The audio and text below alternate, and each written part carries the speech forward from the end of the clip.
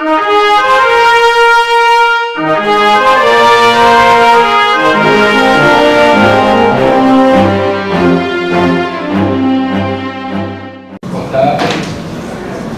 agradeço o convite de participar desse evento e o objetivo dessa apresentação é conversar um pouco com vocês a respeito de leitura, de livros, leitura e algumas noções de ficção, não ficção e algumas implicações dessas noções do entendimento do texto mediúnico.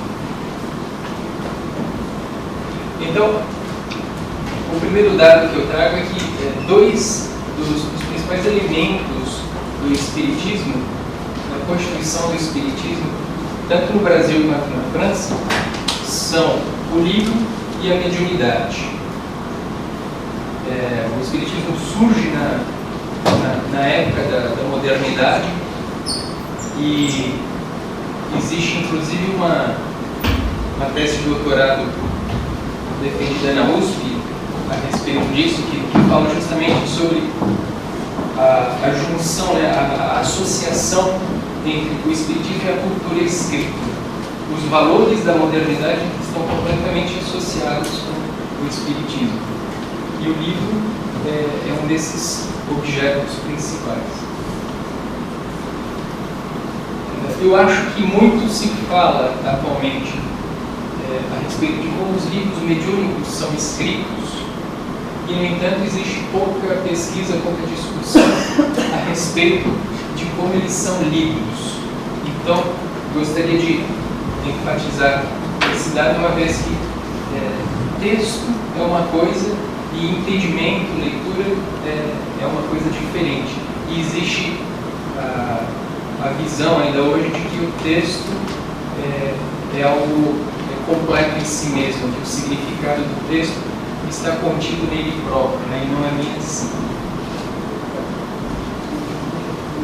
Então, nosso objetivo é conversar a respeito de alguns aspectos a respeito da leitura de livros mediúnicos, considerando as noções de ficção e de não ficção.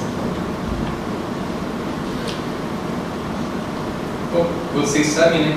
Por ficção a gente pode entender o registro escrito ou falado que não tem um compromisso de retratar a realidade. A definição clássica, aquela feita pelo Aristóteles na Poética, em que ele fala que a história é o relato daquilo que aconteceu, que sucedeu, enquanto que a literatura é o relato daquilo que poderia ter acontecido, e ele fala já um pouco da nossa verossimilhança, etc. Então, dentro do que a gente pode chamar de universo ficcional, existem as histórias, aliás, são reformulando. O universo ficcional é formado por histórias e acontecimentos imaginados por um ou mais autores ou pela tradição oral. Então, aqui a gente pode pensar em alguns exemplos da ficção, a literatura, as mitologias, as novelas da televisão, os filmes, etc. A figura do Don Quixote, que é um dos romances mais conhecidos do Ocidente. As formas textuais da ficção: o romance, o conto, a novela, entre outros, e que vem escrito ou sob a forma da prosa ou da poesia. A linguagem nos textos ficcionais, vocês sabem, é tanto a linguagem figurada quanto a literal. Existem esses dois registros. E muitas vezes, principalmente na poesia, nos romances, etc., as ambiguidades e a multiplicidade de interpretações são valorizadas. Então, são alguns tipos de texto, a gente vai chegar lá, de não ficção. Se procura evitar a ambiguidade, na poesia, ao contrário, é algo valorizado, né? O escritor gosta de compor textos que suscitem diferentes interpretações, né? Considerando um texto poeticamente rico, digamos assim. Os conteúdos da ficção. A matéria da ficção abrange toda a experiência humana, a qual, aliás, é bem mais ampla do que aquilo que chamamos, no sentido estrito, de realidade. Então, tudo que existe na experiência humana, na cultura humana, é matéria de ficção. Não há nada que não caiba na ficção. E é claro que eu coloquei no sentido estrito de realidade, né, porque matéria da ficção não deixa de ser uma realidade num outro sentido. A noção que a gente tem do mundo é muito influenciada a respeito da cultura que nós recebemos, das nossas tradições. Grande parte da nossa tradição é ficcional, né? Então, a matéria da ficção, portanto, é composta de elementos da realidade, naquele sentido estrito, e de elementos da própria tradição ficcional.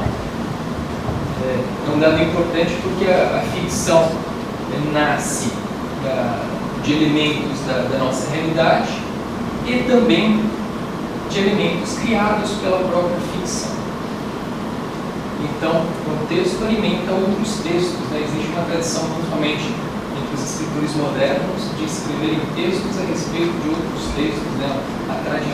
O diálogo entre as tradições literárias é constante.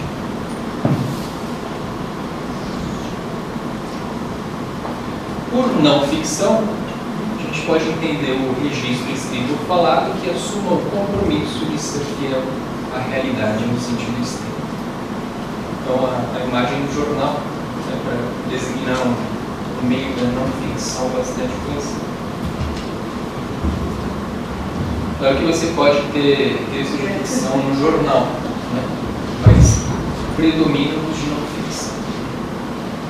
Então, exemplos de não ficção: jornalismo, a ciência, os documentários, as legislações, etc. Então, para voltar no Kardec que estava sendo discutido até agora, o Kardec só escreve textos de não ficção. Tá? E a maneira que nós lemos textos de não ficção é diferente, ou pelo menos deveria ser, da maneira que lemos textos de ficção. Formas textuais da não ficção: artigos científicos, jornalísticos, cartas. É claro que pode haver cartas ficcionais, mas a maior parte não. Declarações de relatos de testemunho, etc. Então, a forma textual é um ponto de partida, é uma forma dentro da qual você desenvolve um texto. E ela, de certa forma, estabelece significados anteriores ao próprio texto, à forma textual.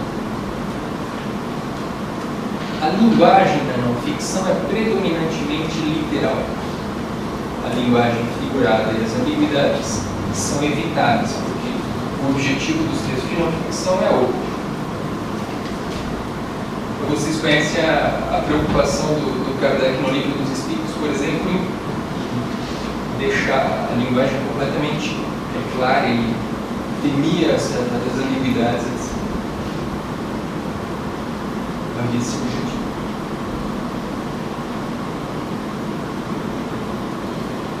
Só que a coisa não é tão estanque quanto pode parecer, né, nessa primeira slide. Existem fronteiras entre ficção e a não ficção, que são os registros com procedimentos típicos da ficção para referir acontecimentos reais. Então, um exemplo é o jornalismo literário, né, que é transmitir notícias reais com o objetivo de não ficção, e, no entanto, se utiliza de procedimentos literários.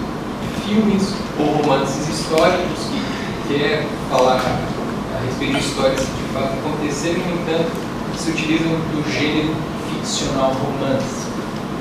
Crônicas que também tem um pé lá, outro cá, quase sempre. Alguns documentários com maior liberdade, etc. Então, nesses casos, utilizam-se elementos da ficção para tratar de histórias reais. Um outro tipo importante a respeito das fronteiras da ficção e da não ficção são as fronteiras da recepção. A recepção é como o texto é lido, como ele é compreendido. No caso dos livros sagrados, é evidente, né, que acontece isso. Então, o próximo slide pensando na Bíblia, a Bíblia é ficção ou não ficção? Depende do leitor.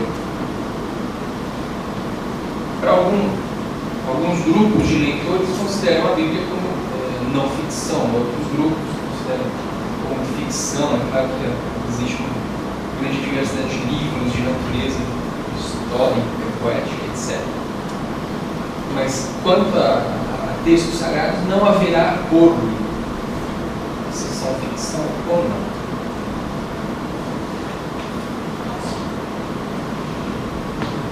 A ilusão de que o texto seja autoexplicativo. Até o século XIX, existia muito arraigadamente essa noção de que o significado do texto está contido nele mesmo. Então, basta que você acesse o significado que ele tem. E, no entanto, a gente sabe que existem vários outros elementos que entram na questão do entendimento do texto. Então, o mundo, o leitor, o contexto, o autor, a crítica, etc., influenciam no entendimento que nós vamos ter de qualquer texto. Então, é verdade que o texto é o principal elemento da leitura. Isso porque existem teóricos que acreditam que não. Acreditam que o texto não é o principal elemento da leitura. O Proust, por exemplo, acreditava que o leitor fosse o principal elemento da leitura e que o leitor pudesse tirar do texto qualquer significado que ele conseguisse tirar. Então, o texto seria extremamente fluido em seu significado. Então, o texto é o principal elemento, mas ele só se realiza quando o leitor o decifra, lê, interpreta. Com base no texto, o leitor constrói o entendimento. É muito fácil provar isso, é só vocês verificarem como determinado texto foi lido ao longo dos anos. Ou você dá um texto para uma sala de aula e pede para cada aluno dizer o que vocês entenderam sobre esse texto. As respostas certamente serão diferentes. Então, quem é que vai determinar qual é o melhor significado ao texto? Então, às vezes, diante de um texto, o leitor fica em dúvida: ficção ou não ficção? Referências literais ou figuráveis?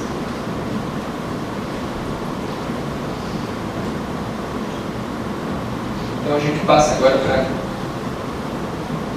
a produção mediúnica, né? Então, um caso bastante particular de literatura, de leitura, de entendimento. O Brasil, no século XX, formou um grupo de leitores bastante consistente, né, que lê bastante textos mediúnicos, constrói significados a esses textos. Então, acho que seria bastante interessante se a gente estudasse, começasse a pensar a respeito de como se dá o entendimento dos textos mediúnicos. Então, qual é a configuração autoral implicada nos textos mediúnicos? O médium escreve um texto que atribui a um escritor que já morreu. Então, aqui existe uma diferença básica em relação a textos mediúnicos e não mediúnicos, uma vez que, neste caso, existem dois autores. É o autor de carne e osso, o autor empírico, e o autor espiritual a quem o texto é atribuído. Isso, é claro, que tem implicações no entendimento do texto, nas leituras, etc. Então, um diferencial importante do texto mediúnico é o lugar ocupado pelo autor espiritual e os conteúdos relacionados a esta situação daquele que fala. Então, o lugar ocupado por este autor é o lugar que ele reivindica estar ocupando. Ele diz que se encontra no plano espiritual e muitas vezes ele fala a respeito desse plano espiritual. A literatura mediúnica se apresenta nos mais variados tipos de texto: cartas, dissertações, romances, contos, crônicas, poemas, que são formas típicas tanto da ficção quanto da não ficção.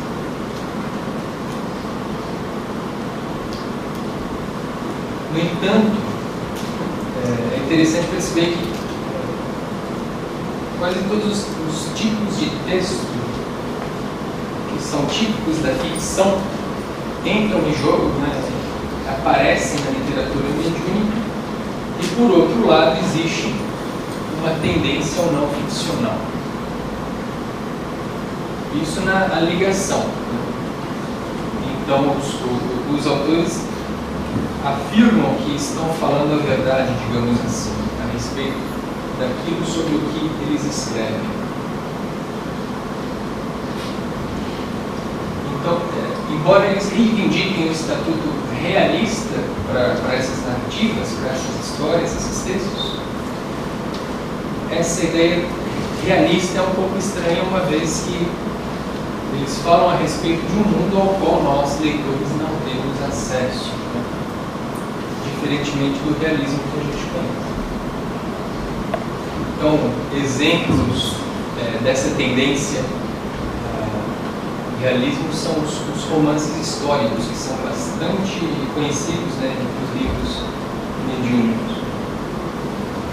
Que referem a acontecimentos reais. Esses não são tão problemáticos, digamos assim, porque não falam sobre o mundo espiritual. Problemáticos no sentido de serem mais complicados para o nosso entendimento. Então, no século passado houve uma rica fase de produção de livros mediúnicos e seria interessante agora um período de decifração desses livros. Então, uma visão a respeito de como esses livros são entendidos. Então, um exemplo que eu gostaria de apresentar para vocês, só para a gente pensar nessa questão, do extenso conjunto de textos escritos pelo Chico Xavier e atribuídos ao escritor Humberto de Campos. Pensemos nas entrevistas. Só queria deixar claro que o meu objetivo aqui é de observador. Eu não estou querendo falar se os textos são reais ou não são reais. Eu só quero entender como é que funciona esse tipo de texto. Então, nessas entrevistas, o narrador que se apresenta como o escritor maranhense após a sua morte entrevista pessoas anônimas ou renomadas que igualmente já morreram.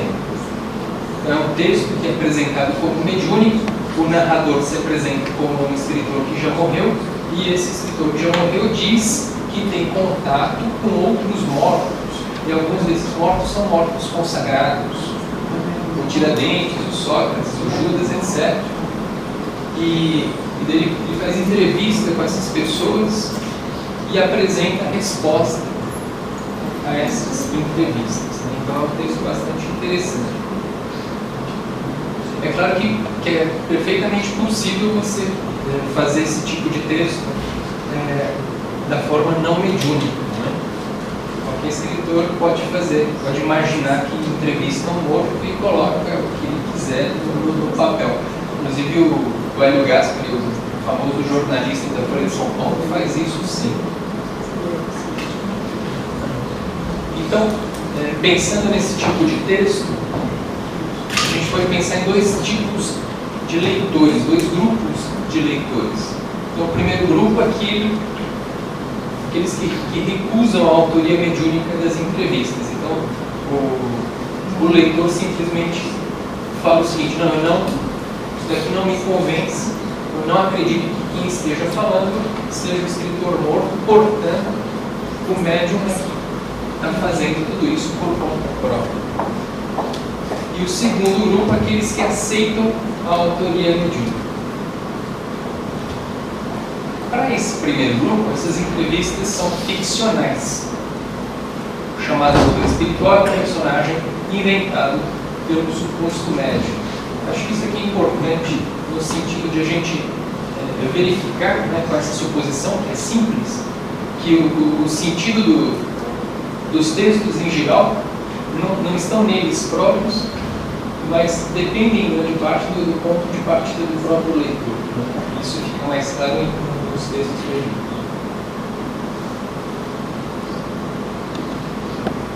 Neste caso, é evidente que os conteúdos dessas entrevistas tornam-se igualmente produto ficcional.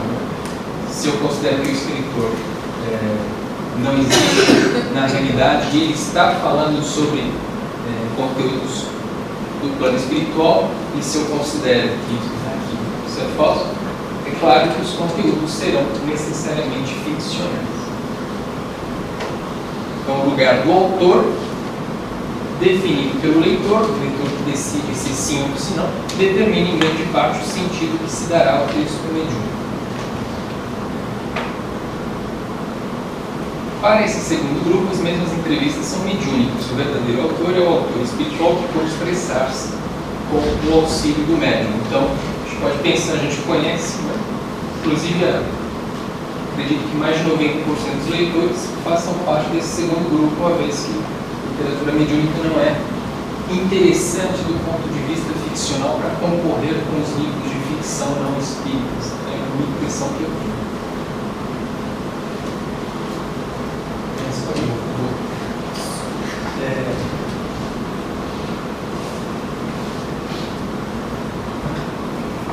É isso mesmo.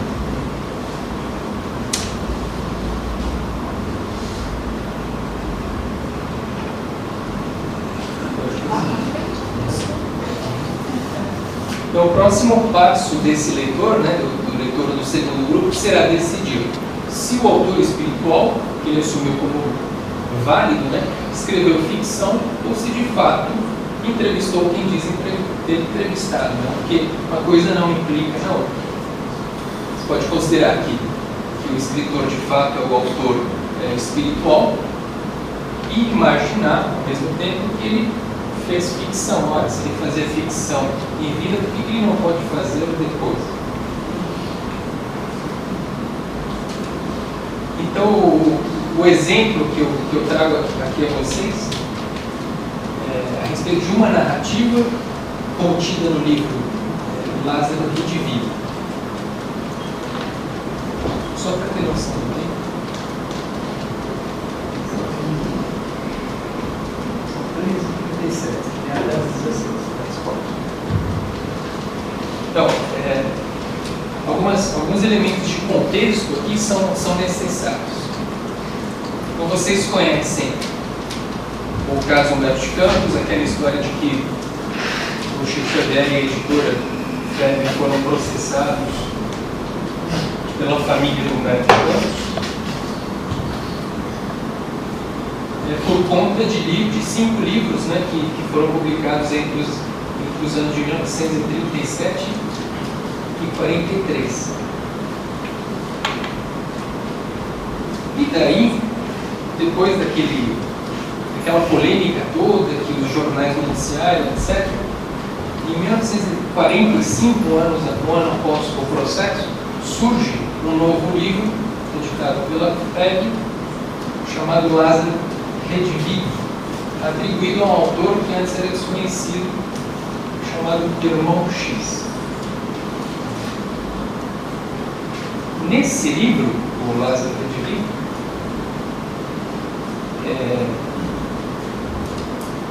dezenas de narrativas se referem ao processo, ao Chico Xavier, ao Humberto de Campos, a tudo que estava sendo discutido no ano anterior. Só que tudo isso de forma cifrada, velada. Por quê? Porque havia um contencioso e aquilo não podia ser dito declaradamente. Antes, o autor espiritual que se apresentava como Humberto de Campos, ele se esforçava para tentar provar que ele era ele mesmo, através de citações, referências, demonstração de conhecimento. Eu tentava demonstrar que quem estava falando era um escritor morto. E, no entanto, surge esse problema na justiça e isso não pode ser mais falado de forma assim tão clara. Então, são bem interessantes as narrativas contidas nesse livro, né, porque acho que é um caso talvez único da história da literatura mediúnica, que é essa situação, uma espécie de censura, né? O sujeito não pode falar o que ele quer, então ele fala tudo de uma forma alegórica, indiretamente. E eu gostaria de mencionar essa narrativa, a Palavra do Morto, como exemplo desse procedimento do escritor Irmão X. Então, nessa narrativa, o que acontece? Há dois personagens, o Saul e o Samuel. O Saul vai até a pitonisa de Endor e invoca o espírito do Samuel. Então, somente com essas poucas referências, dá para perceber que existe um texto de fundo no qual o Palavra do Morto é baseado, que é um livro do Antigo Testamento, né, o primeiro Samuel, que narra esse episódio em que o Saul invoca o espírito do Samuel, que eram os dois líderes do povo israelita.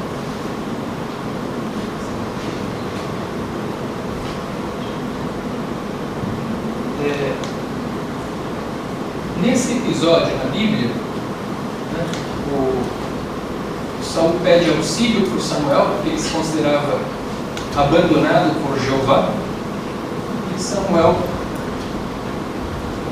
conversa um pouco com ele através de uma pitonisa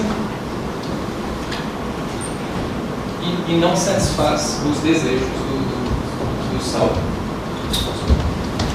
No texto mediúnico de que a gente está falando, a fala do Samuel não tem nada a ver com a fala que aparece no texto bíblico, ok?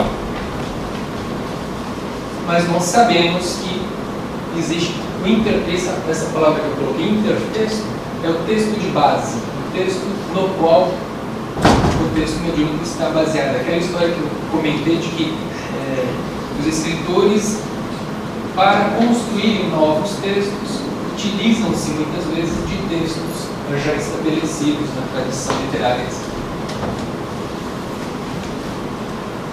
No entanto, depois de muita pesquisa a respeito da obra do próprio Humberto de Campos, eu descobri que, além daquele texto, daquele intertexto explícito, que é o livro da Bíblia, existem alguns intertextos, textos de base, que não são mencionados, mas quando a gente pesquisa, a gente descobre que eles estão ali. O principal deles é a narrativa que se encontra no livro Carvalhos e Roseiras, do Humberto de Campos, chamado Clemenceau. Foi um líder francês, o primeiro-ministro da França, na época da Primeira Guerra. E esse texto do Humberto de Campos é a história logo após a assinatura do Tratado de Versalhes, em 1919, o Clemenceau está em seu escritório e daí, do cano de um revólver que se encontra na mesa de trabalho dele, sai uma fumaça e essa fumaça forma um ser, um homem, se materializa no espírito, né, que começa a dialogar com Clemenceau, e esse espírito é o espírito do Bismarck, o líder alemão.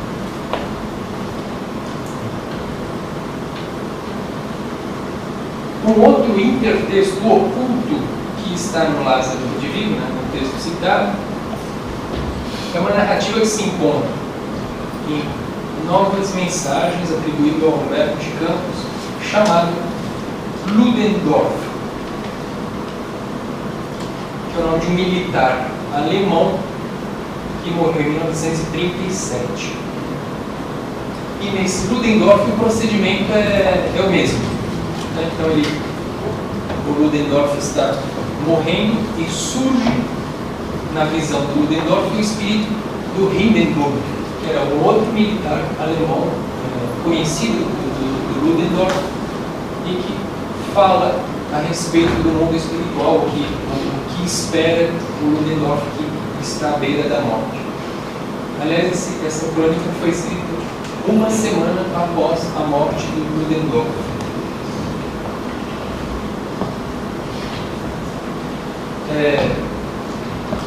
E nessa teia, nessa rede textual, né, que eu estou me referindo, com relação ao Clemenceau do Humberto de Campos, o texto do Humberto de Campos é baseado explicitamente, ele fala no final do texto, num ensaio histórico escrito por um historiador francês, famoso no século XIX, chamado Fustave de Coulanges, né, que escreve o texto. Esse ensaio, a Politique d'Envahissement, a política de invasão, em que o Coulanges atacava o Bismarck, né? Atacava a política do Bismarck na época da Guerra Franco-Prussiana.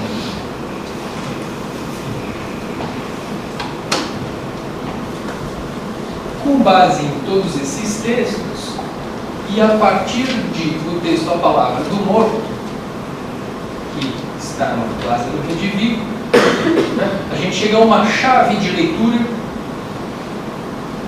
agora do texto do Humberto de Campos, do Clemenceau. Então, de acordo com todo esse jogo intertextual, e qual é o objetivo desse jogo intertextual? Ele procura filiar o irmão X, que até então era um desconhecido, tanto ao Humberto de Campos, através do texto do Clemenceau, quanto a produção do Chico Xavier atribuída a Humberto de Campos, através do texto de Ludendorff, a partir, né, com base em conhecimentos e habilidades específicos. Então, de acordo com essa leitura, o intertexto explícito, o texto base explícito do livro Lázaro Redivivo, é o intertexto oculto do Clemenceau. O que isso quer dizer?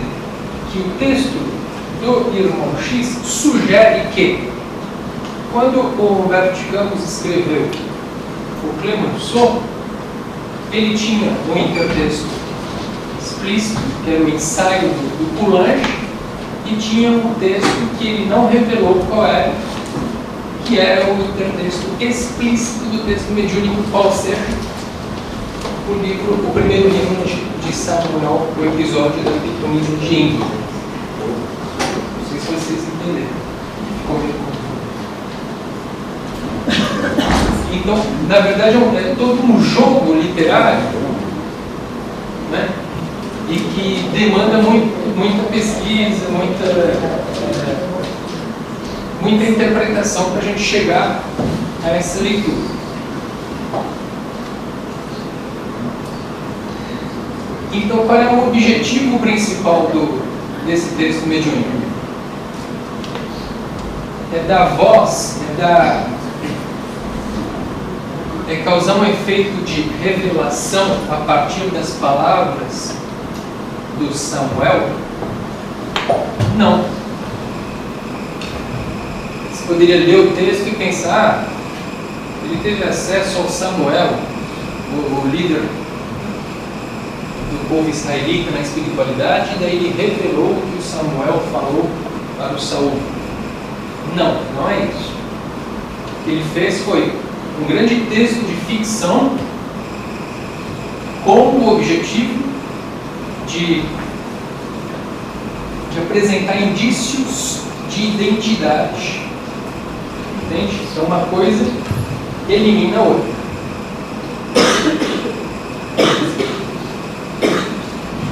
Então, para terminar, a partir desse exemplo, a gente gostaria de ressaltar aqui o texto.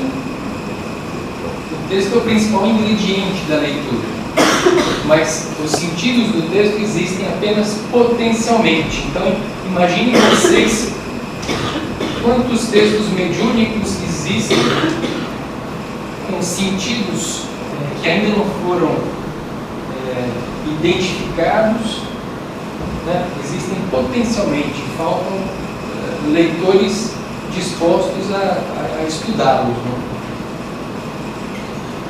E os sentidos do texto, qualquer texto, os sentidos não são fixos, né? Como eu disse anteriormente.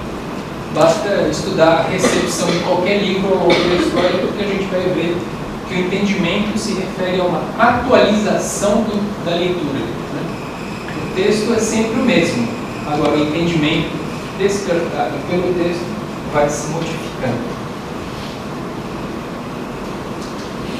Então, seu entendimento depende do leitor, ele é muito ativo da compreensão e da interpretação. Então, o leitor não é aquele que recebe o sentido pronto do texto, mas é aquele que coopera com o autor, no sentido de atingir um significado, um entendimento razoável, né? Um entendimento convincente. Então é mais ou menos essa ideia que eu tinha para apresentar para vocês.